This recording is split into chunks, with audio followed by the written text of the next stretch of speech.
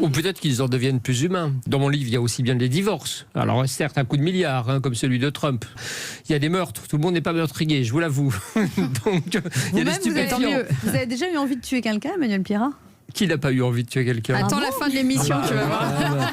Après, la différence, entre l'honnête citoyen et l'homme normal, celui qui normal a envie de tuer quelqu'un, l'honnête citoyen ne le fait pas et la conscience reprend le dessus. C'est quand la dernière fois que vous avez envie de tuer quelqu'un, Emmanuel Pierrat? Vous m'avez vu arriver avec une canne parce que je me suis cassé la figure il y a 15 jours dans un centre culturel dont le sympathique architecte a oublié de mettre des barrières de sécurité autour des trous très décoratifs qu'il a installés dans lesquels je suis tombé.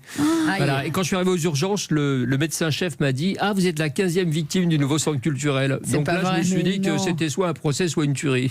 Alors, dans ce livre, Emmanuel Pierrat, il y a des affaires très célèbres. Par exemple, le procès O.J. Simpson, Michael Jackson. Ces histoires dont on a beaucoup entendu parler. Qu'est-ce que vous avez apporté de neuf en les relatant? Ou est-ce que vous avez compris des choses en étudiant les dossiers?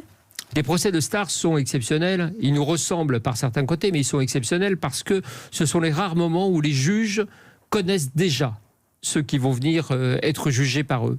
Il est très très rare quand même que quand vous jugez George Michael, vous n'ayez aucune idée de qui c'est ou alors vous avez vécu sur une autre planète, surtout quand vous êtes juge à Los Angeles. Les procès se font aussi dans les médias, en dehors du tribunal, dans les journaux. Vous dites que les juges lisent les journaux et donc c'est important quand on est avocat finalement de plaider la cause de son client dans les journaux. Évidemment, il faut plaider en haut des marches, c'est-à-dire hors de la salle d'audience, devant les caméras de télé, à la sortie de la salle d'audience, puisque donc encore une fois les caméras, les photos, les enregistrements ne sont pas possibles pendant le procès. Alors il faut répéter les arguments en faveur de ses clients pour les médias, pour le 20h. Qu'est-ce que vous pensez de